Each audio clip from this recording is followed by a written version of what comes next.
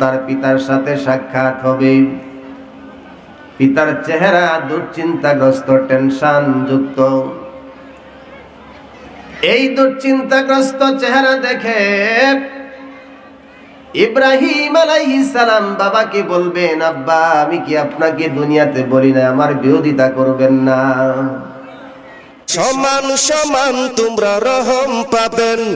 কুরআন কুরআন দাদা লা ইলাহা ইল্লাল্লাহু মুহাম্মাদুর রাসূলুল্লাহ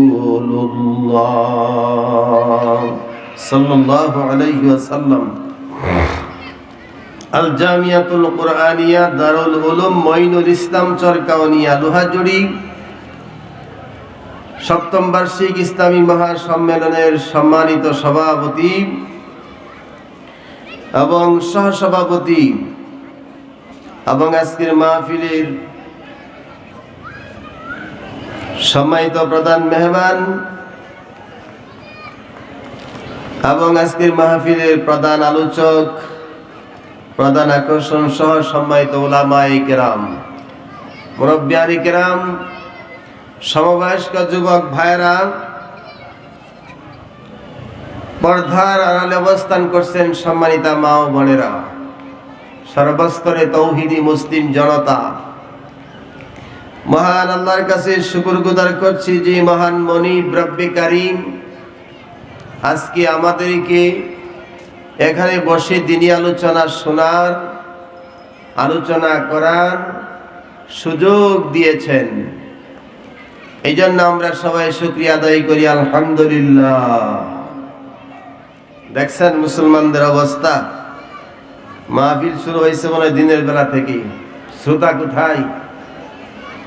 এই শ্রোতারা বিভিন্ন ভাগে এখন বিভক্ত হয়েছে। প্যান্ডেলের বাইরে লোক ঘোরাঘুরি করতেছে, এখানে যেন মেলায় আসছে আর কি, এই অবস্থা। ওয়াজের উদ্দেশ্য ভালো না থাকলে তো কোনোটাই ফায়দা হাসিল করা যায় না। মাদ্রাসার মাহফিল, এখানে কোরআন হাদিসে আলোচনা হবে, বক্তা যারা আসছেন তারা কথা বলবেন, আপনারা শোনার জন্য আসবেন, তো আসতে চান না। দুনিয়াতে গুনাহমুক্ত মাহফিল, গুনাহমুক্ত পরিবেশ পাওয়াটা এখন কঠিন।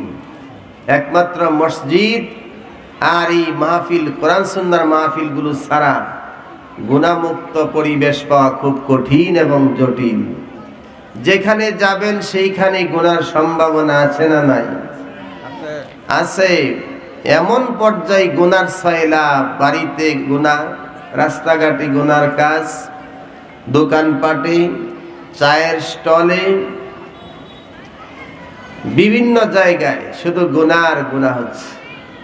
কিন্তু এই গুনাহটাকে এখন গুনাহ মনে করে না, মনে এটা মামুলি ব্যাপার হয়ে গেছে। মামুলি ব্যাপার করতে করতে এমন পর্যায়ে পৌঁছে গেছে যে এখানে ওই গুনাহটা কি আর গুনাহই মনে হয় না।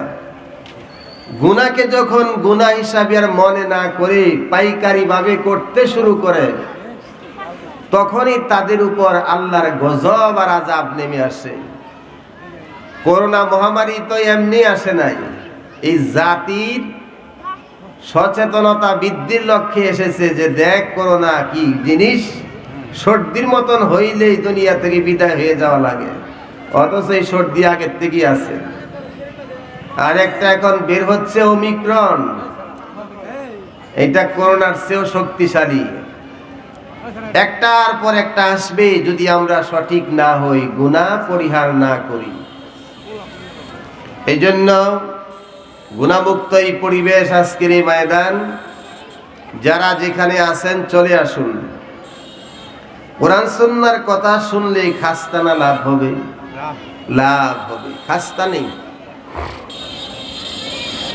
এমনকি আজকের মাহফিলে যারা কোরআনের কথাগুলি শুনবেন, হাদিসের কথাগুলি যারা শুনবেন, হতে পারে আপনার জীবনের শেষ মাহফিল।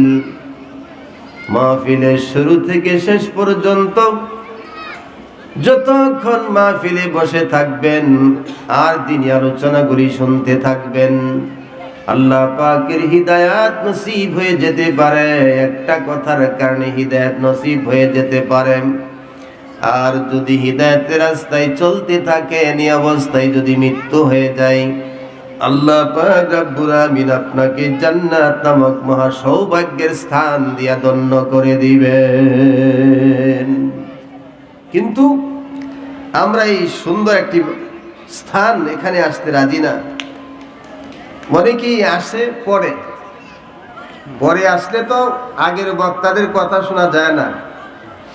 আর বিশেষ করে আমি যখন আলোচনা করি, আমার এই তো এলাকা, সুতরাং এলাকার মানুষ জানা দরকার আমি কোন আলোচনা করি।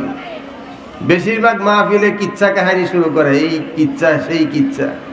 তো কিচ্ছা যদি কোরআন সুন্নাহ মোতাবেক হয় তাহলে তো অসুবিধা নেই, আর কোরআন সুন্নাহর বাহিরে হইলে এই কিচ্ছা শোনারও কোনো ফায়দা নেই। তো কি শিখবেন মাহফিলে এসে, এটা যদি আপনার বুঝে না আসে তাইলে তার হবে না। কোরআনের আলোচনা যখন করা হয় সেইখানে এর চাইতে দামি আলোচনার হতে পারে না। এই দামি আলোচনাটা যারা ছেড়ে দিয়া অযথা বসে থাকবেন, কোন সময় দূরের মেহমান আসবেন পরে তাদের কাছ থেকে কথা শুনবেন, এটা তো হলো না। কোরআনের কথা যারাই বলে তারাটাই শোনা দরকার, যেহেতু এই কোরআন মানুষকে আল্লাহর পক্ষ থেকে হিদায়াতের বাণী এসেছে। যালিকাল কিতাবু লা রাইবা ফীহি হুদাল লিল মুত্তাকিন, এটা সেই কিতাব যেটাতে বিন্দু মাত্র সন্দেহ শোভা নেই, এবং মুত্তাকিনদের জন্য এটা পথ প্রদর্শক। তো আমরা তো মুত্তাকি হতে পারতেছি না, মুমিনই তো হতে পারতেছি না। মুমিন হইতে হলে কিভাবে মুমিন হওয়া লাগে এটা তো জানতে হবে। আজকে আমরা যখন লক্ষ্য করি অথবা দেখি যে বয়স হয়ে গেছে 50, 60, 70, সন্তানের বাবা হয়েছে, মা হয়েছে, দাদা দাদি হয়েছে, নানা নানি হয়েছে, কিন্তু ইমানদার হতে পারে নাই, ইমানদার হতে পারে নাই। কারণটা কি? ইমান কিভাবে আনতে হবে এইটা জানা দরকার। আমার বেশিরভাগ আলোচনা ইমানের উপরই থাকে, আর ইমান যদি সঠিক থাকে, ইমানের উপর মৃত্যু হয়, আল্লাহর জান্নাত আপনার জন্য অপেক্ষা করবে। একটা মানুষও চিরদিনের জন্য জাহান্নামে থাকবে না যারা ইমান নিয়ে দুনিয়া থেকে বিদায় হয়ে যায়। এই জন্য এইটার আলোচনা দরকার বেশি। বর্তমান জামানায় মানুষ, বেশিরভাগ মানুষ ইমান হারা, অথচ নামাজ পড়ে, রোজা রাখে, হজ করে, ভালো ভালো কাজ করে, কিন্তু আসলে ইমানই নাই, ইমান চলে গেছে। ইমান কিভাবে আনতে হয়? আল্লাহর কোরআনে আল্লাহ পাক বলেছেন, আপনি নামাজ পড়েই শুধু মুক্তি পাবেন না যদি আপনার ইমান না থাকে। ইমান হলো একের মতন, আর আমল হলো তার ডান দিকে শূন্যের মতন।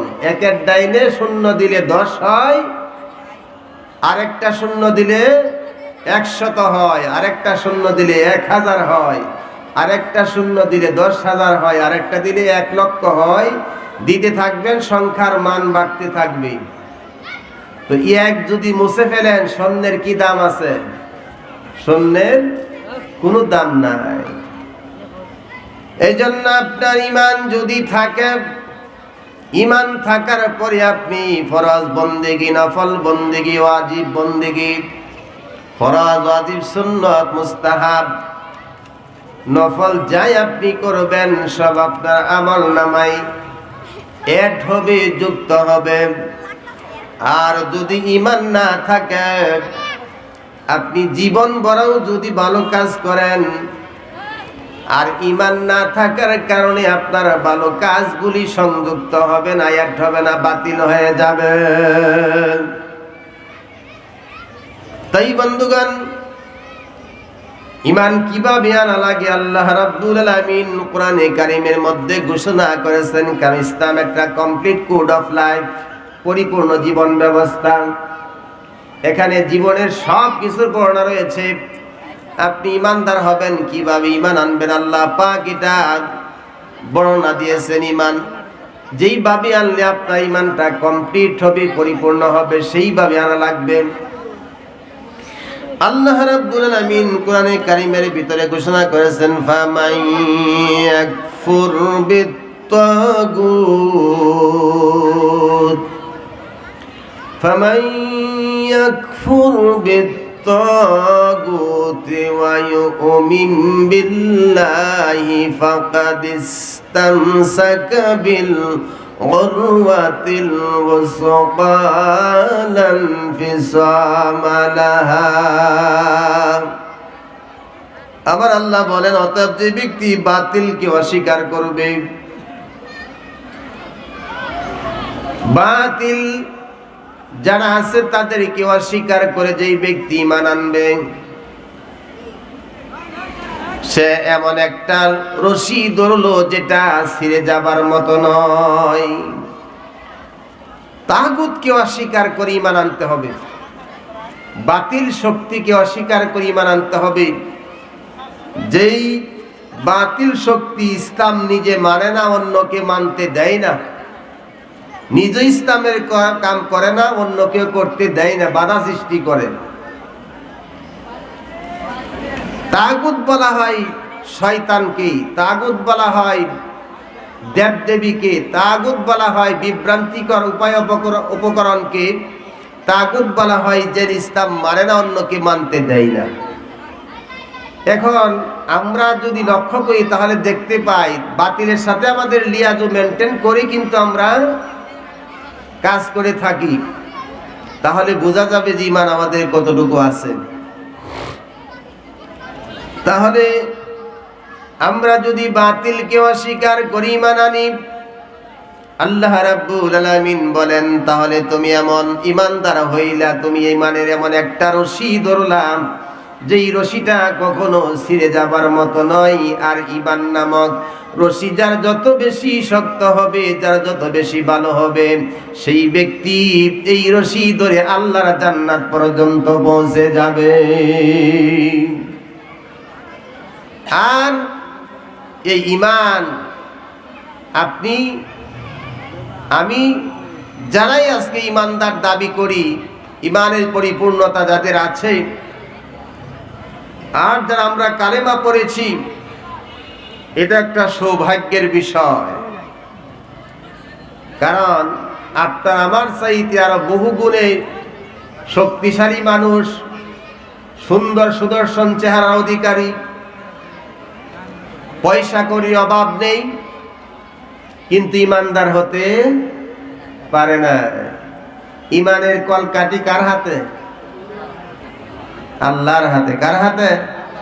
আল্লাহর হাতে। সুবহানাল্লাহ। ইচ্ছা করলে ঈমান কেউ কাউকে দিতে পারে না। না পারে? ইচ্ছা করলে ঈমান কেউ কাউকে দিতে পারে না। ঈমানের যে দেওয়ার বিষয়টা, এটা আল্লাহর হাতে। আল্লাহ পাক এটা কন্ট্রোল করেন। কোনো নবীর হাতেও না, কোনো পীর সাহেবের হাতেও না, কোনো হুজুরের হাতেও না। ঈমান ডাইরেক্ট কন্ট্রোল করেন আল্লাহ নিজে। প্রমাণটা কি? প্রমাণ দিচ্ছি। ঈমান যদি মানুষের হাতে থাকতো, তাহলে রাব্বুল আলামিন নবীদেরকে দিয়ে দিতেন ঈমানের দায়িত্ব, যে নবী আপনাকে দিয়ে দিলাম, আপনি ঈমান দিয়ে দিয়েন, দাওয়াত দিবেন, ঈমান না আনলে দিয়ে দিবেন, নিয়ে যাবে। কিন্তু আল্লাহ কোন নবী রাসূলকে সেই পাওয়ার, সেই যোগ্যতা দেয় নাই। হযরত ইব্রাহিম আলাইহিস সালাম তিনি পারলেন না তার বাবাকে ঈমানদার বানাইতে, না পেরেছে? হযরত নূহ আলাইহিস সালাম পারলেন না তার ছেলেকে ঈমানদার বানাতে। নূহ আলাইহিস সালাম যখন প্লাবনে নৌকা ভাসতে শুরু করবে, সন্তানকে ডেকে বলছিলেন, ইরকাব মানা, তুমি আমাদের সঙ্গে নৌকায় আরোহণ করো।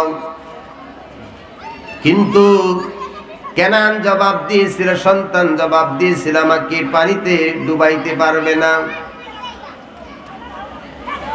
কেনান 100 হাত লম্বা ছিল, বর্ণনায় পাওয়া যায় কেনান অনেক লম্বা লোক ছিল। সে ধারণা করেছিল দুনিয়ায় পানি যতই হোক না কেন আমি তো ডুববো না, কারণ আমি অনেক লম্বা। এরপরে আছে পাহাড়, পাহাড়ে তো বিশাল লম্বা মানুষ এবং পাহাড় হইল উঁচু, সেই পাহাড় উপর আমি লম্বা মানুষটা যদি দাঁড়ায় আমাকে তো ডুবাইতে পারবে না। কিন্তু সে এই ভ্রান্ত ধারণা করে আল্লাহর কুদরত সম্পর্কে তো কাফের যারা, মুশরিক যারা, তাদের এরকম ধারণা নাই, জানাও নাই, ধারণাও নাই। এরা মনে করে যে কি করতে পারবো আল্লাহ, আল্লাহ যে কি করতে পারে। লূত আলাইহিস সালামের কওমকে যখন তার কথা শুনে না, জিব্রাইল আর মিকাইলকে পাঠাইছিলেন আল্লাহ পাক। দুইজন ফেরেশতা এই এলাকার দুই দিক দিয়া দুইজনে হাত ঢুকায় দিছে। লূত আলাইহিস সালাম চলে গেলেন ওপারে, তার যারা পরিবারের সদস্য ছিল একমাত্র স্ত্রী ব্যতীত জমিনের নিচে হাত দিয়া উপরে উঠায় ফেলছে। সাধারণ উপরে না, একদম অনেক উপরে। ওইখান থেকে উল্টায় যখন ছাড়ছে 200 মিটার গভীর হয়েছে। এটার নাম হলো ডেথ সি, মৃত সাগর। শক্তি কতটুকু বুঝতে পারবেন? একজন ফেরেশতার শরীরে যে শক্তি আছে সমস্ত পৃথিবীর জিন ইনসানের যা শক্তি আছে এর চাইতে বেশি আছে। এদের শক্তি কেমনে কল্পনা করবেন? এটা ক্যালকুলেটরটা হিসাব করে পাওয়া যেত না, কম্পিউটারে ধরতো না। এটা বুঝতে হবে আর আল্লাহর কাছে এর জন্য ফরিয়াদ করতে হবে যে আল্লাহ তোমার কুদরত বুঝার আমার কোনো ব্যবস্থা নাই, তুমি যেটা করতে পারো এটা আমি বিশ্বাস করি, তুমি করতেও পারো নাও করতে পারো এটা আমি বিশ্বাস করি। এটা হলো ইমানদারের বৈশিষ্ট্য। হায় হায়, ইমানই তো আনা হয় না আমাদের। চলবো আমরা গলা তো বুঝি না, সিজনাল গলা, তাল ঠিক নাই। যদি মানুষ কিছু তাহায় বেশি গলা হয় এরকম টিভি সাজো, আর মানুষ কম থাকলে গলা এমন তেরে বিড়ি করে। আমরা দোষ নেই, আমরা দাওয়াত দিলে কইয়া যায়, আমি শুনলে শুনলেন না শুনলে নাই, আমরা আওয়া ঠিক আছে। 18 দিন কইতা তাই না বলে বলবো আমরা কইছে না। এক শ্রেণীর মানুষ 18 দিন কানবে আর বলবে وقالوا لو كنا نسمع أو نعقل ما كنا في أصحاب السعير। তারা বলবে যদি আমরা তাদের কথা শুনতাম অথবা বিবেক দিয়ে বুঝতাম তাহলে আজকে আমরা জাহান্নামী হতাম না। সেই দিন হাসরের দিন মানুষ এই কথাগুলি আফসোস করে বলবে, কিন্তু কি লাভ হবে? যাদের জাহান্নামে যাওয়ার কাজ যারা করে তাদেরকে কেউ জান্নাতে নিতে পারবে না। চলে যাই সেই কথাই। হযরত নূহ আলাইহিস সালাম তার সন্তানকে ডেকেছিলেন, নৌকায় আরোহণ করার জন্য আসলো না। বাবা নিজে ঈমান দিতে পারলেন না সন্তানকে, নিজের ওরজার সন্তান। যদি ঈমান দেওয়ার ক্ষমতা থাকতো সন্তান কিভাবে বেঈমান হয়, কাফের হয়, এটা তিনি দিতেন না। তিনি সরাসরি বলতেন, যাও আমি তোমাকে ঈমান দিয়ে দিলাম, ঈমানটা তুমি গ্রহণ করো। পারলেন না। আবার হযরত ইব্রাহিম আলাইহিস সালামের কথা বলি। বুখারী riwayat বর্ণনা, হাসরের ময়দানে ইব্রাহিম আলাইহিস সালাম তার পিতার সাথে সাক্ষাৎ হবে। পিতার চেহারা দুশ্চিন্তাগ্রস্ত, টেনশন যুক্ত। এই দুশ্চিন্তাগ্রস্ত চেহারা দেখে ইব্রাহিম আলাইহিস সালাম বাবাকে বলবেন, আব্বা আমি কি আপনাকে দুনিয়াতে বলি না আমার বিরোধিতা করবেন না? ইব্রাহিম আলাইহিস সালাম এই শব্দটা শুনে বলবেন, বাবা ইব্রাহিম, হে আমার সন্তান ইব্রাহিম, আজকে তোমার বিরোধিতা আমি আর করব না। আসলে মাঠে বিরোধিতা করার কোনো সুযোগ আছে? ওই দিন করলে কি লাভ হইব? বর্ণনাটা শুনেন। আল্লাহর নবী তো নবীদের মন থাকে নরম। বিশেষ ব্যক্তি তাদেরকে আল্লাহ পাক বিশেষ গুণ দিয়া তৈয়ার করেছেন, বানাইছেন, পাঠাইছেন। আল্লাহর দরবারে ইব্রাহিম আলাইহিস সালাম দোয়া করবেন, হে আমার রব,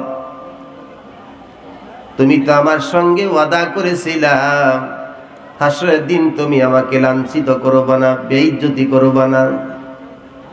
ইন্না ওয়া'আদতানি আল্লা তুখজিনি ইয়াওমা ইউবআসুন, তুমি সেই দিন আমাকে বলছিলা যে হাসরের মাঠে আমাকে তুমি লাঞ্ছিত করবে না। আল্লাহ, আজকে আমার সামনে আমার পিতা তোমার রহমত থেকে বঞ্চিত, লাঞ্ছিত, এটা কি আমার জন্য লজ্জার বিষয় হয় না? এটা কি লজ্জা না? আমি ইব্রাহিম, আমি তোমার পয়গম্বর ছিলাম, আর আমার সামনে আমার বাপ তোমার রহমত থেকে বঞ্চিত, এর চাইতে লজ্জার কি হতে পারে? আল্লাহ পাক ডাক দিয়া বলবেন, ইয়া ইব্রাহিম, তুমি তোমার পায়ের দিকে তাকাও। ইব্রাহিম আলাইহিস সালাম কে বলবেন, আল্লাহ, হে ইব্রাহিম, আমি কাফিরদের জন্য জান্নাত চিরদিনের জন্য হারাম করে দিয়েছি। তোমার পায়ের দিকে তাকাও, মা তাহাতা রিজলিকা, তোমার পায়ের দিকে তাকাইয়া দেখো কি দেখা যায়। ইব্রাহিম আলাইহিস সালাম তখন লক্ষ্য করে দেখবেন পায়ের কাছে একটা মৃত জানোয়ার পড়ে আছে, খিঞ্জিরের চেহারা হয়ে গেছে, পিতার চেহারা আর নাই, সমস্ত শরীরের মধ্যে ঘিন্ন রক্ত মাখা। এই অবস্থায় তাকে হাত পাও বেঁধে জাহান্নামে নিক্ষেপ করা হবে। ইব্রাহিম আলাইহিস সালাম পারলেন না পিতাকে রক্ষা করতে জাহান্নাম থেকে।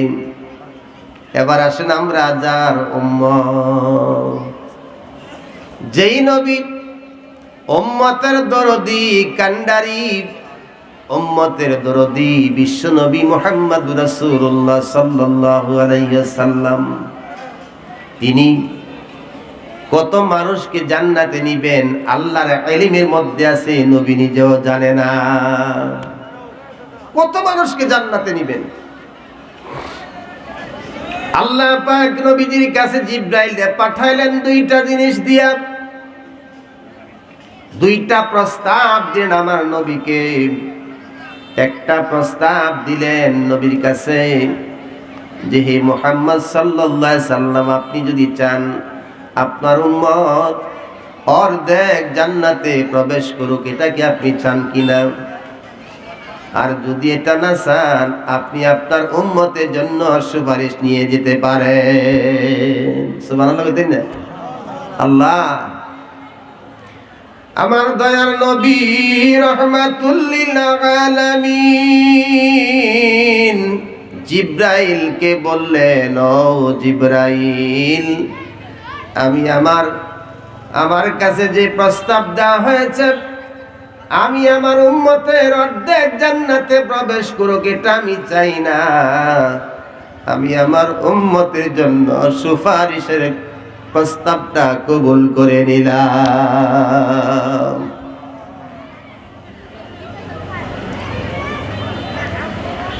এজন্য নবীজি এত উম্মতকে জান্নাতে নিবেন জাহান্নাম থেকে সুপারিশের মাধ্যমে।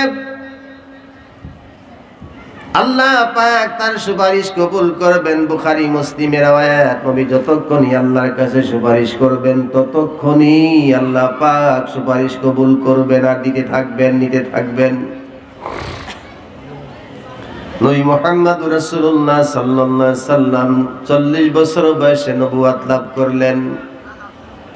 নবী তো ছোটবেলা থেকেই বাবাহারা, মাহারা। নবীজির বয়স যখন মায়ের পেটে 6 মাস, মতান্তরে 4 মাস, সেই সময় নবীজির বাবা ইন্তিকাল করেন। খেজুর আনতে গিয়ে অথবা ব্যবসা করতে গিয়ে সিরিয়াতে ফেরার সময় ইয়াসরিবে এসে নবীজির বাবার ইন্তেকাল হলো। জন্মের পূর্বেই বাবার ইন্তিকাল, বাবাকে দেখতে পেলেন না।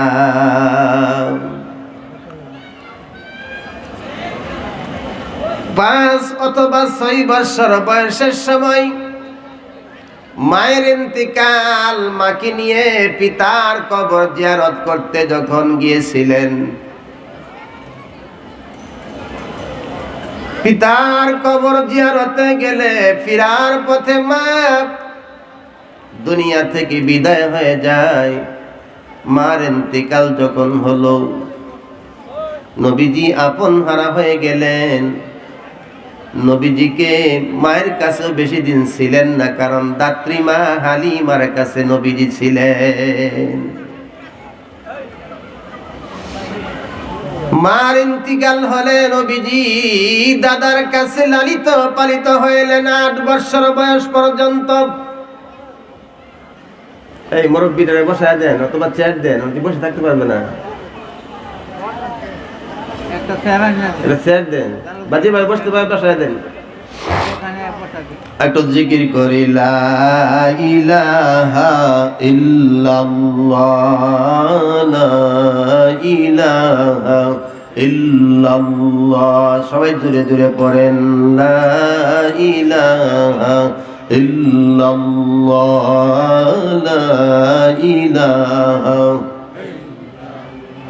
সুবহানাল্লাহ, আলহামদুলিল্লাহ, লা ইলাহা ইল্লাল্লাহ, সুবহানাল্লাহ, আলহামদুলিল্লাহ, লা ইলাহা ইল্লাল্লাহ, লা ইলাহা ইল্লাল্লাহ, মুহাম্মাদুর রাসূলুল্লাহ সাল্লাল্লাহু আলাইহি ওয়াসাল্লাম। এবার শুনেন, 8 বছর বয়স পর্যন্ত, 6 থেকে 2 বছর, 8 বছর, এই 2 বছর দাদা লালন পালন করলেন। 8 বছর বয়স যখন হলো, আমার নবী রাহমাতুল লিল আলামিনের দাদার ইন্তেকাল হয়ে গেল। বাবাও নাই, মাও নাই, দাদাও নাই, ভাই বোন তো নাই। এবার নবীজি একাকী হয়ে গেলেন। 8 বছর বয়স থেকে লালন পালনের দায়িত্ব গ্রহণ করলেন চাচা আবু তালিব। আবু তালিব রাসূলকে লালন পালন করতে শুরু করলেন। চাচার সাথে ব্যবসা করলেন, চাচার পরামর্শে বিবাহ করলেন। এরপরে রাসূল যখন নবুয়াত লাভ করলেন, নবুয়াত লাভ করে যখন তিনি গোপনে গোপনে দাওয়াতের কাজ করতেছিলেন, আল্লাহ পাক রব্বুল ইজ্জাতুল জালাল একদিন সূরা মুদ্দাসসিরের 7 আয়াত নাযিল করলেন, ইয়া আইয়ুহাল মুদ্দাসসির কুম ফাআনযির ওয়া রাব্বাকা ফাকাব্বির ওয়া সিয়াবাকা ফাতাহহির। এই আয়াতগুলি প্রথম থেকে 7 আয়াত নাযিল হলে আল্লাহ রাসূলকে আল্লাহ বললেন, হে বাদশা, আপনি তো উঠুন, সতর্ক করুন, আপনার রবের শ্রেষ্ঠত্ব বর্ণনা করুন। অর্থাৎ রাসূলকে বলা হলো আপনি এবার দাওয়াতের কাজ প্রকাশ্যভাবে করতে শুরু করেন। অন্য আয়াতে বললেন, ফাস্তা বিমা তুমার ওয়া আরিদানিল মুশরিকিন, আপনাকে যেই বিষয়ে আদেশ দেওয়া হয়েছে আপনি ব্যাপকভাবে প্রচার করুন এবং মুশরিকদের থেকে মুখ ফিরায় আনেন। যারা মুশরিক তাদের সাথে আপনি লিয়াজু মেনটেন করতে পারবেন না, যে আপনারাটাও আমরা মানবো, আমরাটাও আপনি মানবেন, এরকম করা যাবে না। আমরা তো এটা হই এই ওদের মাহফিলে, এই কনসার্টে, এই লম্বরার চরিত্র, হ্যাঁ, এই মসজিদে এই দুধের মধ্যে পানি মিশায় বাজারে দুধ মলে। আই রে হাই মুসলমান, সুপারিতে পানি ভিজা, পানি দিয়ে ভিজায় ফিরে সুপারি, এরপরে দুধে পানি মিশা, খাদ্যে ভেজাল দেয়, এরপরে প্রতারণা করে। কত জাতের প্রতারণা! আপন ভাইয়ের লোকে ভাইয়ে প্রতারণা করে, তার সম্পদ কিভাবে আত্মসাৎ করা যায়। মান গাসসা ফালাইসা মিন্না, নবীজি বলেন যারা প্রতারণা করে তারা আমার উম্মত না। তাই বা কিভাবে জান্নাতে না, চিন্তা করে দেখো। নবীজি বলছে তুমি উম্মতই না। এবার শুনেন, নবীজি দাওয়াতের কাজ শুরু করলেন, আপন মানুষগুলি শত্রু হয়ে গেল। সাফা পাহাড়ে উঠলেন, ডাক দিলেন, সবাই একত্রিত হলো। বললেন আমি যদি বলি পাহাড়ের অপর পাশে তোমাদের বিরুদ্ধে শত্রু লুকিয়ে আছে, তোমরা কি বিশ্বাস করবে? তারা বলল কেন বিশ্বাস করব না, তুমি তো আল আমিন, বিশ্বাসী, সত্যবাদী, জীবনে কোনোদিন মিথ্যা কথা বলো নাই। এবার নবী বললেন কুলু লা ইলাহা ইল্লাল্লাহ, তাহলে তোমরা বলো লা ইলাহা ইল্লাল্লাহ, এই কথা বলো, তাহলে তোমরা সফল কাম হবে, মুক্তি পাবে। এই কথা বলার পরে সবার আগে প্রতিবাদ করলো চাচা আবু লাহাব। আর যত ভালো মানুষ দেখেন সবার আগে বিরোধিতা করবো বাড়ির মানুষটা। নবী রাসূলদের বেলায় এটা, বর্তমানে যারা কিছু ভালো পথে চলে এর বেলায় এটা। দুই ভাই ঝগড়া করে আরেক বেটা ভিডিও করে ছাড়া দেয়, কি যে মুসিবত। হাই রে হাই মুসলমান। মাতা পিতা মরে গেলেন, চাচা তাহার ভাগ্যে ছিলেন, বংশের সকল দুশ্মন হইল শুধু ধর্মের কারণে, বংশের সকল দুশ্মন হইল শুধু দিনের কারণে। বংশের মানুষগুলি বিরোধিতা করলো। আবু লাহাব প্রথমে নবীকে দীক্ষা দিয়ে বলল মুহাম্মদ তুমি ধ্বংস হও, নাউজুবিল্লাহ। এই কথা বলার জন্য কি আমাদেরকে এখানে ডেকে এনেছ? এইরকম মন্তব্য করলে আল্লাহ সূরা লাহাব অবতীর্ণ করেন। সূরা লাহাব অবতীর্ণ হইলে আবু লাহাব এবং তার বউ, তার স্ত্রীর কথা উল্লেখ করা হয়েছে। তারা দুইজনের এই ধ্বংসের কথা বলা হয়েছে। এবার আবু লাহাবের স্ত্রী হাতে কতগুলি পাথর লইয়া একদিন নবীজিকে খুঁজতেছে, নবীজির মুখে পাথর নিক্ষেপ করবে, নাউজুবিল্লাহ। একদিন নবীজি আবু বকরকে লইয়া কাবার সামনে দাঁড়ায় রইছে।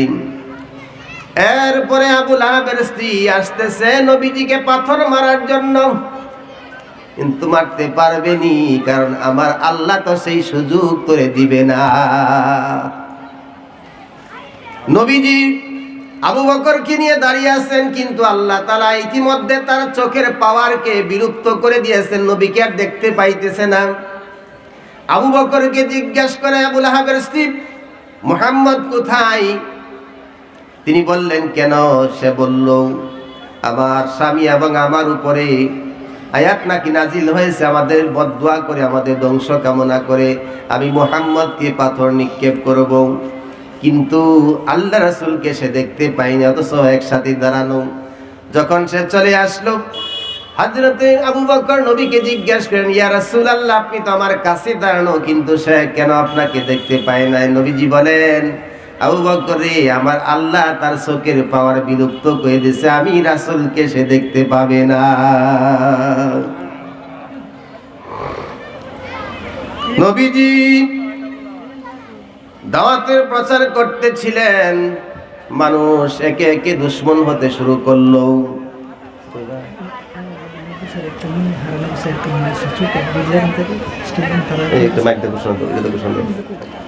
আল্লাহর নবীর দাওয়াতি অভিযান চলতেছিল, আর আপন মানুষগুলি শত্রু হয়ে গেল। যেই মুহাম্মদ আল আমিন সবার কাছে আর কিছু সংখ্যক মানুষের কাছে পাগল, জাদুকর, গণক বলে পরিচিত হয়ে গেল। অথচ যে বোঝা গেল যে সঠিক কথাটা যেই ব্যক্তি বলে সে ভালো মানুষ হইলেও তারে পাগল বানায়া ছাড়ে। কথা ঠিক কিনা? এই জন্য ভাইরা বুঝতে হবে, কোরআন সুন্নাহ মোতাবেক যদি কোনো ব্যক্তি কথা কয়, সে যেই বংশেরই হোক, যেই বাড়িরই হোক, যেই জায়গারই হোক, একটা কথাটা মেনে নিতে হবে। যদি না মানেন, মুখ ফিরাইয়া নেন, বোঝা যাবে আল্লাহর কালামের বিরোধিতা করছেন, আল্লাহর আইনের বিরোধিতা করে হাজার হাজার রাকাত নামাজ পড়ে রোজা রেখে আল্লাহর জান্নাতে যাওয়া যাবে না।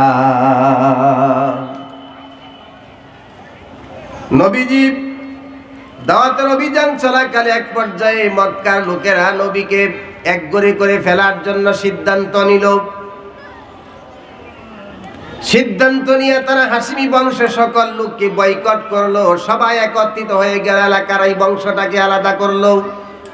বলল হাশিমি বংশের সাথে লেনদেন বন্ধ, চলাফেরা বন্ধ, বিবাহ শাদী বন্ধ, আসা যাওয়া বন্ধ, সব বন্ধ করে দিলেন। এই নবীকে নিয়া, আমার নবী মুহাম্মদ রাসূলুল্লাহ সাল্লাল্লাহু আলাইহি সাল্লামকে নিয়ে আবু তালেব আর অন্যান্য লোকজনকে নিয়ে শিবে আবি তালিবের মধ্যে বন্দী হয়ে গেল। সেখানে 3টি বছর পর্যন্ত জেল খেটেছেন। কয় বছর? 3 বছর জেল খাটলেন। চাচা, বাতিজা মুসলমান, এই অমুসলমান যারা এই বংশের অমুসলমান ছিল তারা এটার ভিতরে পড়ছে। কারণ এই বংশটাকে পরিত্যাগ করেছে। বংশের লোকের মধ্যে যারা মুসলমান হয়ে গেছে তারা তো হইলই, যারা মুসলমান ছিল তারাও পড়ে গেছেন। এবার সবাই জায়গার মধ্যে বন্দী হয়ে গেল। খাবারের কষ্ট, পানির কষ্ট, চলাফেরার কষ্ট, সব কষ্ট তাদের মধ্যে। এমন কি দেখা গেছে রাতের গভীর যখন হতো, রাত্রি যখন গভীর হতো, শিবে আবি তালিবের অদূর থেকে ছোট ছোট বাচ্চা এবং নারীদের কান্নার আওয়াজ শোনা যেত। কারণ তারা খাবার পেত না, গাছের বাকল অথবা গাছের পাতা খেয়ে খেয়ে দিনাতিপাত করতো। ও মুসলমান, কত কষ্টের ইসলাম! আজকে কি আমরা এটা বুঝি? শিবে আবি তালিবে বন্দি জীবন যাপন করা অবস্থায় নবীজির ভূমিকা কি ছিল? চাচার প্রতি আমি কেন কথাগুলি বলছি বোঝার জন্য। চাচা আবু তালিবের ভূমিকা ছিল বাতিজাকে সেভ করার জন্য, রক্ষা করার জন্য। কি ভূমিকা ছিল, কি দায়িত্ব ছিল? রাত্রিতে সবাই যখন শুয়ে পড়তো, ঘুমায়া পড়তো, নবীও শুয়ে পড়তেন। আবু তালেব কিছুক্ষণ পরে এসে নবীজির কাছে গিয়ে বলতেন, বাতিজা তুমি ওঠো। তিনি বিছানা থেকে উঠতেন। ওঠার পরে আবু তালেব তার সন্তানের কাছে যাইতো, অথবা অন্য ভাইয়ের কাছে যাইতো, অথবা বাতিজার কাছে যাইতো, গিয়া বলতো, তোমরা বিছানা থেকে তুমিও উঠো। যেই বিছানায় তার সন্তান শুইছে সেই বিছানার মধ্যে নবীকে শুয়াইয়া দিছে। আর নবী যেই জায়গার মধ্যে শুইছে সেই জায়গার মধ্যে তার সন্তানকে শুয়াইছে। কারণটা কি? কারণটা ছিল নবী যখন শুইছে, কোন কাফের, কোন বেঈমান যদি নবীকে দেখতে পারে, রাত্রিবেলা হয়তো নবীকে আক্রমণ করতে পারে, মারা যেতে পারে আমার বাতিজা। কিন্তু আমি এমন জায়গায় শুয়াইব, আমার সন্তান বিদায় হয়ে যাক, ভাই বেরাদর বিদায় হয়ে যাক, আমার বাতিজা মুহাম্মদ যেন দুনিয়া থেকে বিদায় না হয়।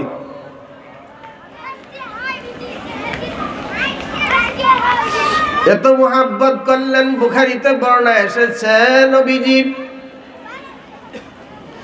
চাচার ইন্তিকালের সময় যখন গনিয়ে আসলো,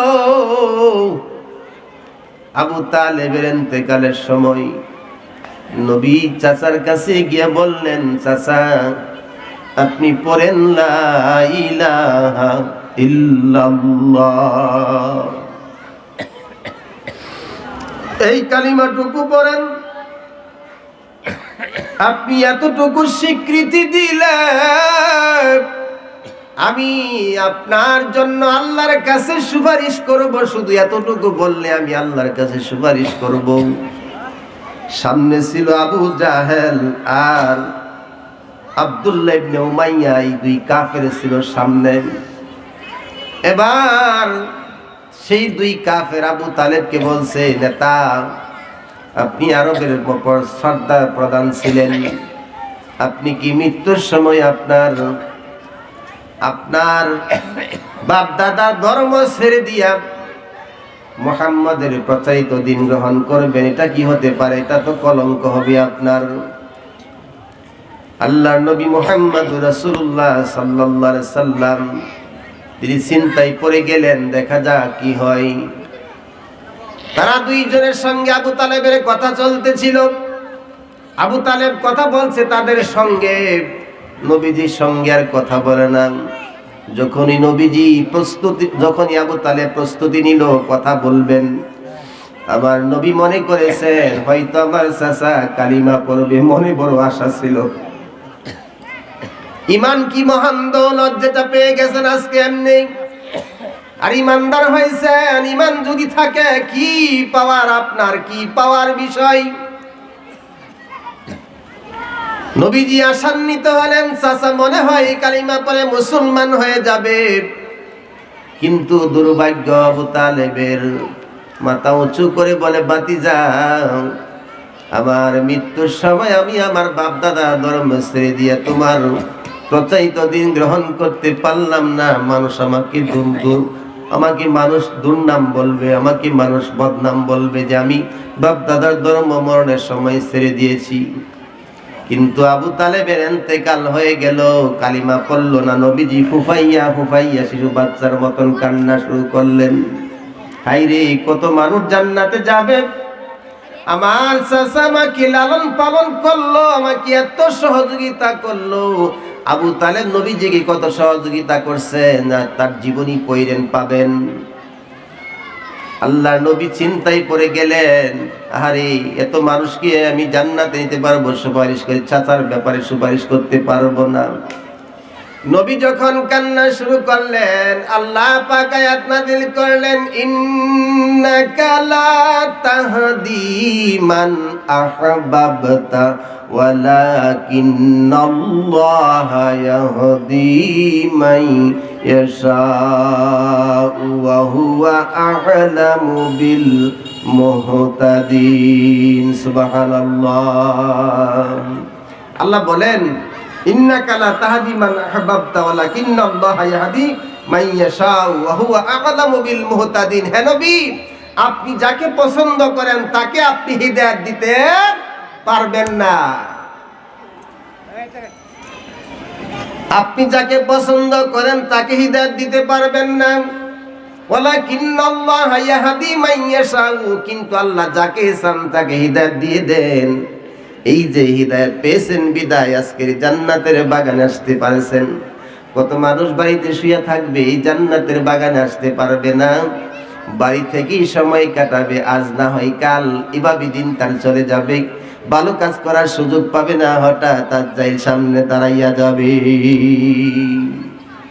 হঠাৎ আজরাইল পাঠাইয়া তোরে নিতে পারে তুলিয়া। কিসের আশায় রহিলে রে মন মালিকের ভুলিয়া, ও তুই মালিকের ভুলিয়া। ধন সম্পদ পাইয়া হাতে করলে জমিদারি, ক্ষমতার অহংকারে করলে বাহাদুরি।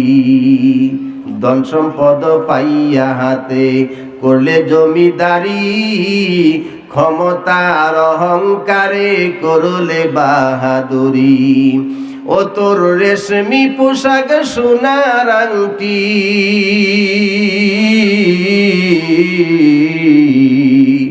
ও তোর রেশমি পোশাক সোনার আংটি, নিবে স্বজন রাখুলিয়া। কিসের আশায় রহিলে রে মন মালিকের ভুলিয়া, ও তুই মালিকের ভুলিয়া। হঠাৎ আজরাইল পাঠাইয়া তোরে নিতে পারে তুলিয়া। কিসের আশায় রহিলে রে মন মালিকের ভুলিয়া। আমরা তো মালিককে ভুলে গেছি, আসল মালিক ভুলে গিয়ে দুনিয়ার মালিকের পিছনে দৌড়াই। এই যে চলমান রাজনীতিতে যার সম্পর্ক এমপির সাথে ভালো, তার নমিনেশন পাওয়া যায় তাড়াতাড়ি, মেম্বারি নমিনেশন, চেয়ারম্যানি নমিনেশন, এমপির লগে সম্পর্ক ভালো। ও দুনিয়ার মুসলমান, দুনিয়ার পদ পাওয়ার জন্য এত সম্পর্ক যার লগে করলা, আসলে ময়দানে সেই নেতার দেখা পাইবানি,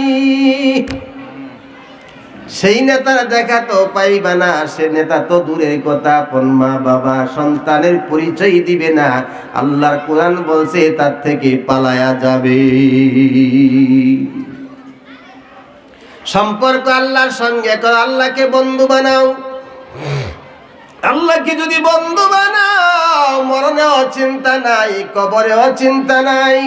তুমি যেইখানে তুমি দুনিয়া থেকে বিদায় হইবা, তোমার শুভ মুক্তি আসবে তোমার সেই দিন, যেদিন তুমি মৃত্যুর বিছানায় শুয়ে যাবে। আল্লাহ ফেরেশতা পাঠাইয়া তোমাকে স্বাগতম জানায় নেওয়ার জন্য পাঠাইয়া দিবে।